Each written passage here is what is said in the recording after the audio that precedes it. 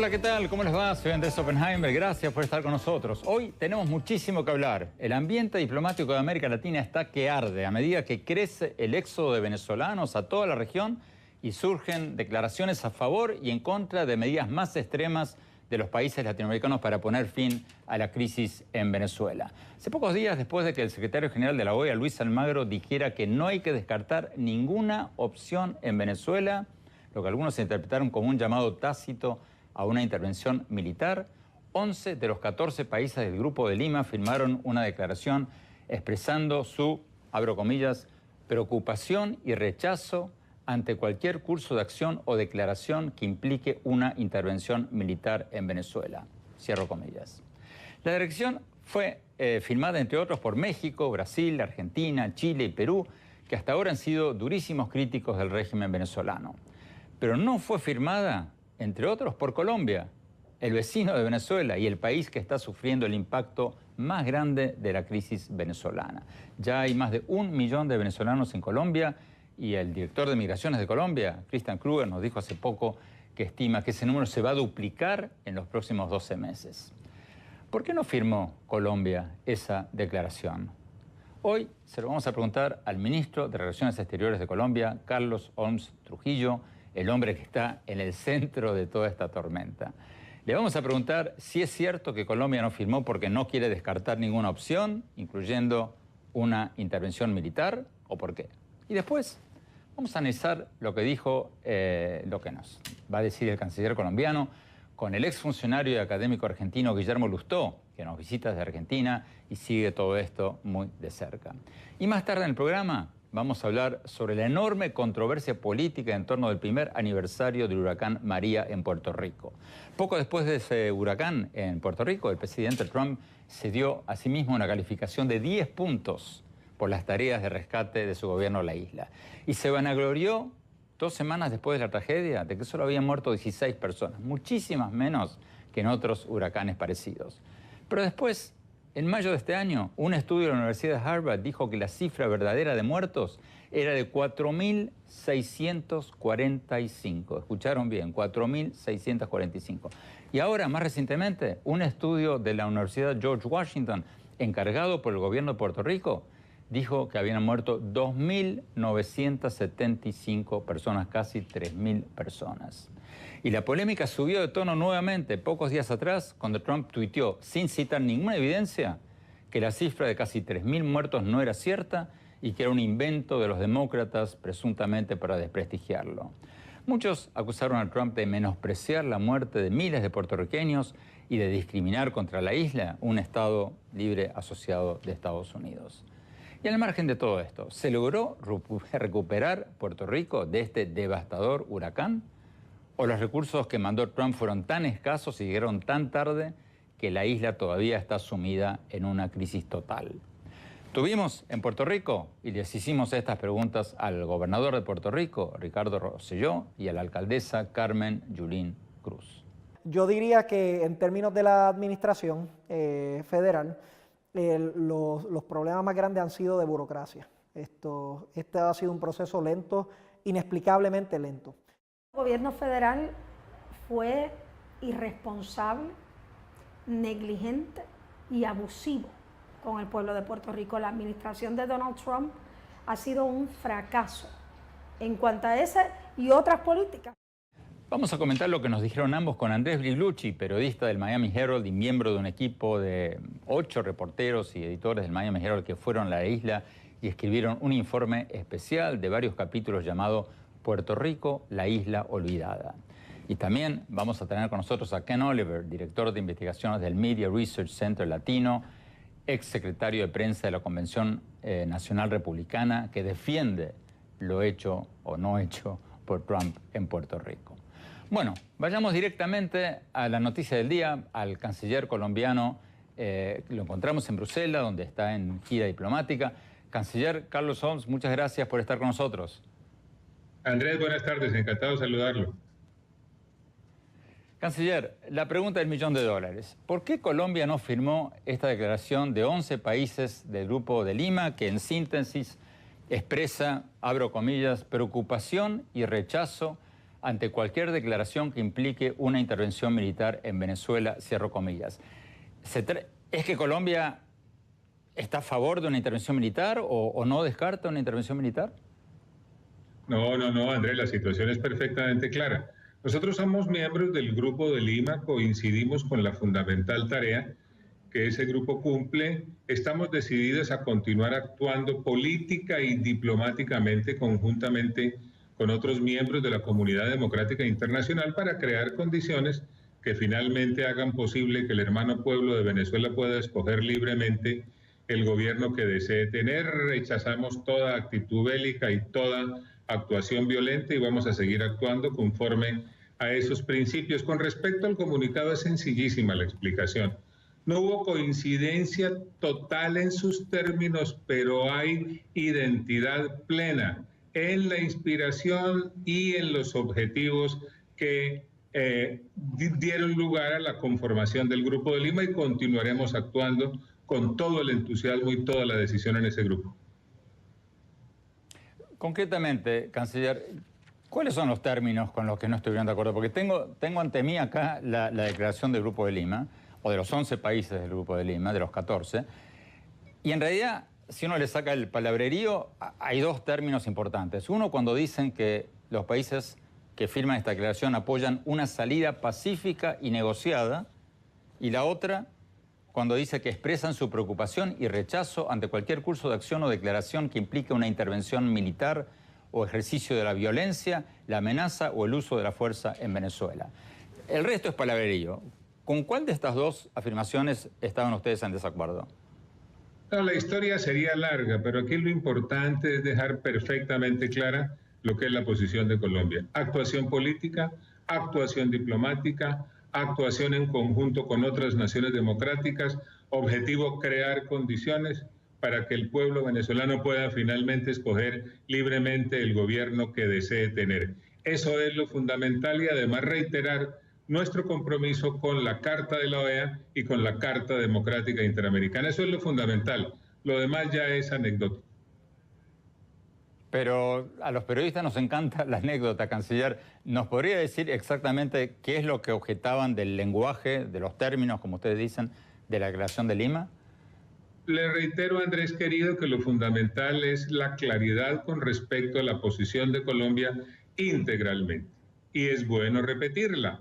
La posición de Colombia es en favor de mecanismos políticos y diplomáticos que creen condiciones para que los venezolanos puedan escoger libremente el gobierno que desee tener, y vamos a seguir actuando como país conforme a los principios que nos han guiado siempre: la diplomacia, la política, el respeto al derecho internacional y el rechazo a la violencia y al belicismo. Canciller, su embajador en Washington, Francisco Santos, dijo días atrás, y lo cito, abro comillas, necesitamos un compromiso inmediato y colectivo. Ha habido voces que han apostado por una operación militar unilateral, pero pensamos que tiene que haber una respuesta colectiva a esta crisis. Pensamos, y déjeme ser muy claro en esto, que todas las opciones deben ser consideradas, cierro comillas. Algunos interpretaron esto como un llamado tácito o un apoyo tácito a una salida militar, ¿o no? Con respecto a eso, Andrés, yo creo que lo importante son las declaraciones del señor presidente Duque que se produjeron inmediatamente después de esa versión. Y las declaraciones del presidente Duque van exactamente en la misma dirección que le acabo de señalar. Ningún espíritu belicista, rechazo a la violencia e invocación a los mecanismos políticos y diplomáticos para crear las condiciones a las que me he referido ya varias veces. Canciller, ¿habría alguna circunstancia en que se justificaría una intervención militar en Venezuela? Aquí lo importante es crear condiciones mediante mecanismos políticos y diplomáticos. Eso es lo que nosotros estamos haciendo debido a las responsabilidades que tenemos como miembros de la OEA y como firmantes de la Carta Democrática Interamericana. ¿Cuáles serían concretamente esos mecanismos, canciller? Porque se ha hablado de muchas cosas. En el pasado, el Grupo de Lima había firmado declaraciones convocando a considerar, por ejemplo, el retiro de visas a funcionarios de Venezuela, las sanciones financieras, congelar sus fondos en otros países y ese tipo de medidas. Cuando usted habla de mecanismos políticos, ¿está hablando de eso o de qué está hablando? No, estoy hablando de todo mecanismo político o diplomático que sea consecuencia de una acción colectiva. Nosotros creemos que aquí lo fundamental es continuar avanzando en la toma de decisiones que sean simultáneas e integrales para efecto de que produzcan los efectos deseados desde el punto de vista de su impacto. Y hay muchas acciones políticas, muchas acciones diplomáticas que tenemos que seguir coordinando. El objetivo es clarísimo y eso es lo que nos tiene que importar. Crear las condiciones para que, en efecto, ojalá más temprano que tarde, el pueblo venezolano pueda escoger libremente el gobierno que desee tener. Finalmente, canciller, sabemos que se tiene que tomar un avión rápidamente y finalmente, ¿podría citarnos algunas de esas acciones políticas y diplomáticas a las que usted se está refiriendo? Acciones conjuntas en el escenario multilateral, sanciones que se apliquen de manera colectiva por parte de los países democráticos que coincidan con esta misma visión, declaraciones permanentes, apelar al fortalecimiento de lo que son los mecanismos que hoy existen para avanzar en esas acciones políticas y diplomáticas. El universo es amplísimo, lo importante es su orientación política y diplomática. Profesor Lustó, gracias por estar con nosotros. Buen día, ¿qué tal? En el bloque anterior, el canciller de Colombia, Carlos Homs Trujillo, nos decía que no la firmaron, Colombia no la firmó, porque no estaban de acuerdo con la redacción. Con la redacción con los temas. Pero le pregunté 2 o 3 veces concretamente qué parte del... qué terminología... Le había molestado. Y se escabulló. ¿Por qué crees que no firmaron esa declaración? Porque yo creo que si hay un país interesado en que esto se resuelva cuanto antes es Colombia, que la está sufriendo inmediatamente con el éxodo venezolano, que ya es un tema muy grave. Y entiendo que Colombia no quiera manifestarse a favor de la intervención militar, pero tampoco quiere oponerse a una intervención militar. Es decir, no se opone, sí, pero tampoco la quiere descartar porque es un país que es el país que más riesgo corre con respecto a la situación de Venezuela. Bueno, pero ahora sí se están diciendo, por lo menos yo interpreté, tengo que escuchar de vuelta lo que nos dijo recién el canciller, pero pareció ser bastante claro en el sentido de que no apoyan... Seguro, una acción y el militar. presidente Duque también se manifestó el otro día que descartaba una intervención militar, y yo creo que tienen razón. ¿Cuán realista es pensar en una intervención militar? Porque hasta ahora lo han insinuado el senador Marco Rubio, el secretario general de la OEA, el embajador de Colombia en Washington, el ex presidente de Bolivia, Tuto Quiroga. Hay varios que ya están diciendo hay que considerar todas las opciones.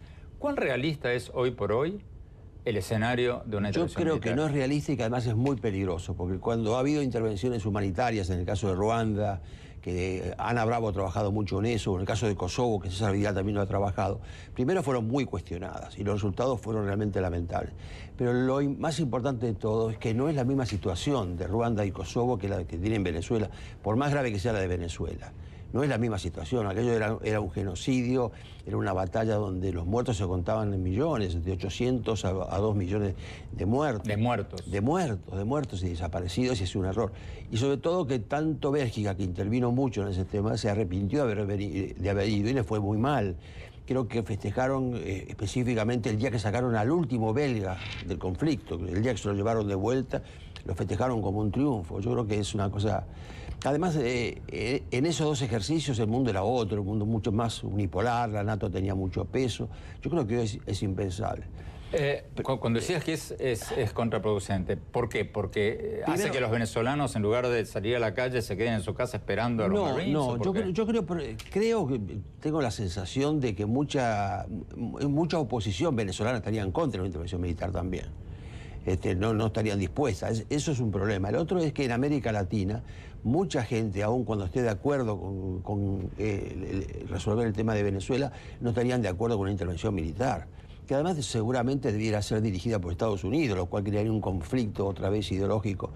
Entonces, le preguntábamos también al canciller, entonces, ¿cuáles son los pasos? Él sugirió seguir con las sanciones, aumentar las sanciones individuales a los funcionarios venezolanos, hacerlas conjuntas, hacerlas simultáneas. Yo creo que hay muchas cosas. A ver.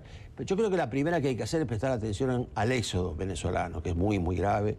En Argentina el otro día, hace 15 días, se tuvo una mujer en televisión que había ido por tierra. Desde Caminando. Caracas. Sí, con 3 chicos. Caminando desde Venezuela hasta Argentina. Hasta Argentina con 3 chicos, y entonces por supuesto la cosa se ha visto. En Venezuela, en Argentina hay unos 70.000 venezolanos, ya se ven en los bares, en los comercios, trabajando, no sé el nivel intelectual que tienen, pero además muy valorados. Bueno, el presidente Macri me dijo y nos dijo en una entrevista reciente que bienvenidos los venezolanos, porque son gente dio orden de Argentina. dio orden de facilitarle todos los medios burocráticos. Pero además uno ve ya, típico de un inmigrante, ¿no?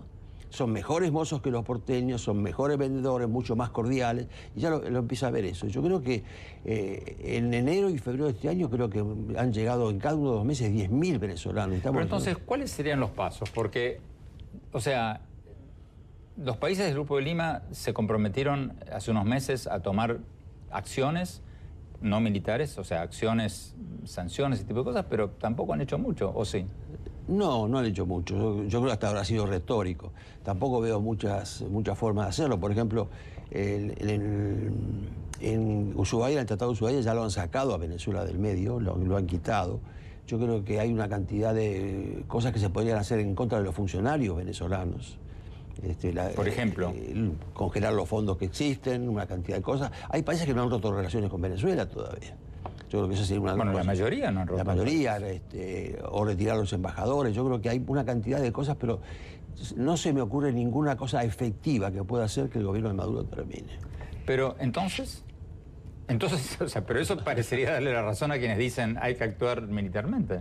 No, son dos cosas distintas. Primero porque las consecuencias de actuar militarmente serían mucho más graves que lo que está pasando ahora en todo el mundo, inclusive en América Latina.